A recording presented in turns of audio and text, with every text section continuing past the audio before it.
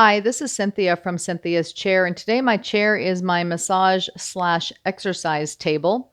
And I'm starting my journey getting ready to have a total right knee replacement. My doctor has given me a list of exercises that he wants me to do pre-op, and I'll be doing those exercises immediately post-op. So just going to show you a couple of things that I have ready.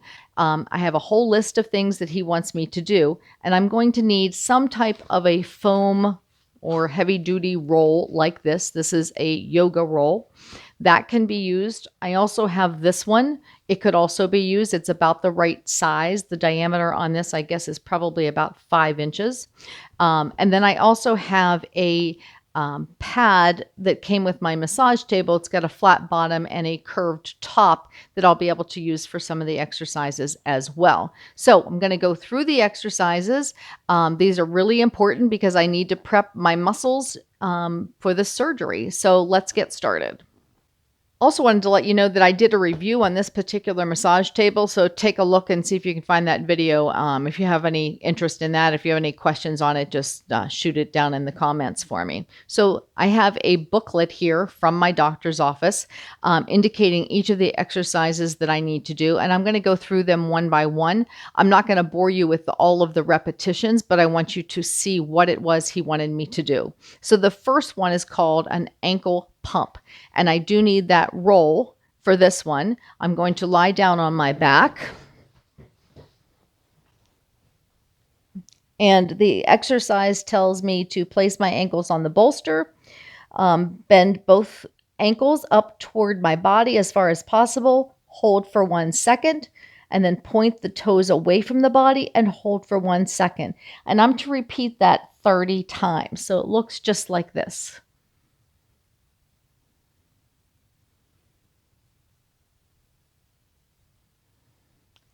I can feel that stretching my calf muscle. So this muscle right here is being stretched, and it's just a really good muscle to be stretched because of everything I'm going to go through as I have the surgery. So the second exercise, this nice little chart I can just keep flipping back and forth, is called a quad set. And I'm again going to need to use the bolster, laying down on my back again and pretty much positioning my legs the same way I did for the first one. So with my legs over the bolster, I press the back of my knees downward towards the mat, and I'm feeling my quad muscle tighten as I do that. Hold it for 3 seconds, 1001, 1002, 1003, and then release it. And I'm going to repeat that 30 times as well. I believe every exercise in here is a 30 repetition. So again, just pressing my knees. I don't know if you can see them tighten up, and then just relaxing. So the third exercise, I'm going to use the bolster again, but this time I'm going to be putting it under my knees. This is called a short arc of the quads. So this time it's going to go underneath my knees like this, and it says to move the bolster there and allow my knees to bend fully so that my heels are touching the mat. And then I raise my heel of my surgical leg off of the mat until it's completely straight. And you see how my ankle is? I do want my ankle to be in that position. I don't want to be like this, or I'm not going to get a full stretch. And I can feel that in my quad. So hold that for 3 seconds and slowly lower it. So let's do this 1, 2, 3, and I'm going to lower on 1, 2, 3. And again, the directions are to repeat this 30 times. So just going to go up like this and down. Now, when I do these exercises, I actually alternate because I think it's good for my other leg as well. So that's the exercise. Okay. Next up. Now, I don't need the bolster for this one. Just going to set it down here on the floor. And I'll scooch back so you can see my ankles because this is going to be a heel slide. So I'm to bend my non-surgical leg, so that's my left one, keep it there. And then bend this knee to match it and hold that for 3 to 5 seconds. And then push it out to straighten it. I remember when I did these after my surgery, and I thought that should be really easy. It wasn't. Your quad muscle becomes so weak after this surgery. So that's the heel slide. Let's see what's next. All right, so the next one is called side lying hip abduction. And I'm going to twist around on the mat here because of the position I need to be in. So I'm to lie down on my non-surgical side. So I'm on my left hip. I want to have my hips stacked on top of each other, just like this. So I'm just slightly forward. You want to support your head with your arm or with a pillow. And you can bend this knee if you need to, or you can keep it straight. And now I'm to raise this leg straight, keeping my toes pointed forward. Hold for a count of 3, and then slowly lower it down. So here we go again. Raise it, 1, 2, 3, and slowly lower it down. I am not trying to do a big movement like that. I'm really just trying to work on the hip abductors just in this position. So I'm just slightly above my hip. If I was going to, draw a line down, but it's pretty much parallel to the table. And again, that's a repetition of 30. And again, I would be switching and doing both because it's good for both of my hips. Now we're going to do what's called a long arc of the quads. And we're going to sit on the edge of the table just like this, or the mat. Back of my knees are touching the table, and I'm going to lean backwards on my hands, and with my toes pointed upward, I need to straighten my knee until it's completely straight. Hold that for 3 seconds and then slowly lower it down. It's really important to do those exercises as they state. You're not just going to go up here and hold for 3 and then drop it. Your muscle is going to work the entire time. So that's why it's a lower, So that's why it's a slow lower. So again, we're going to come up, hold for a count of 3. And then I try to go back down for a count of 3. That way I know I'm doing it. 30 of those again. All right, next up, we have toe raises. So this one is going to require me to stand. Okay, I'm going to show you these toe raises. You want to have something in front of you like a chair. In my case, I'm going to just use my yoga roll because it's tall enough for me to do that. And all I'm going to do is stand with my feet shoulder width apart, have the support, and now I'm going to lift up my toes, making sure my ankles are bent. And again, I'm going to hold this. I only need to hold this one for 1 second. So again, come up, and you're not to lean your body at all because all of this motion is happening at your ankle. So just like that. Now we have another standing exercise to do, and this one is called hip adduction. And I'm going to stand with my feet slightly apart. Again, using something to support or balance myself. I'm going to use this again. So I'm going to lift my surgical leg, which is my right one, out to the side, keeping my knee as straight as possible and trying to not lean forward or lean too much to the other side, and lower it back down. This again is a 1 second hold.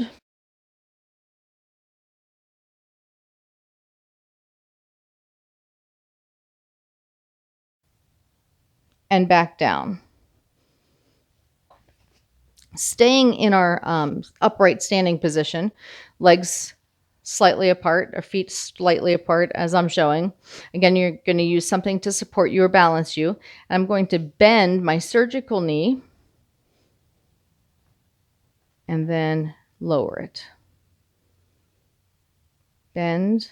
You can see that my foot is pretty much at a 90-degree angle, and you want to try to maintain that. Again, you're holding this one just for 1 second and lowering it. And that's called a hamstring curl. Now, the next exercise is a mini squat, and it's a mini squat for a reason. We don't want to be lowering ourselves very far down. So I'll be standing facing a counter, a chair, the mat, if it's high enough. And I'm going to stand with my feet hips width apart, facing the toes forward, and my weight is going to go into my heels. I'm going to slowly lower my body to a 45-degree angle, keeping your head and chest up, and hold for a second, and then slowly come back up into standing. One thing that you must make sure you don't do is do not let your knees go past your toes. So you're actually kind of sticking your butt out in the back to prevent that from happening, and then back up. That again is going to be working your quad muscle as you're in that position. 30 repetitions on that one as well. The next one is a hip flexion. Again, we're standing, feet slightly apart. You're going to have a support in front of you. I'm going to bend my surgical knee and hip, just coming up like this and holding and coming back down. So I'm just going to bring my knee up and back down. This is for my hip flexors, and back down.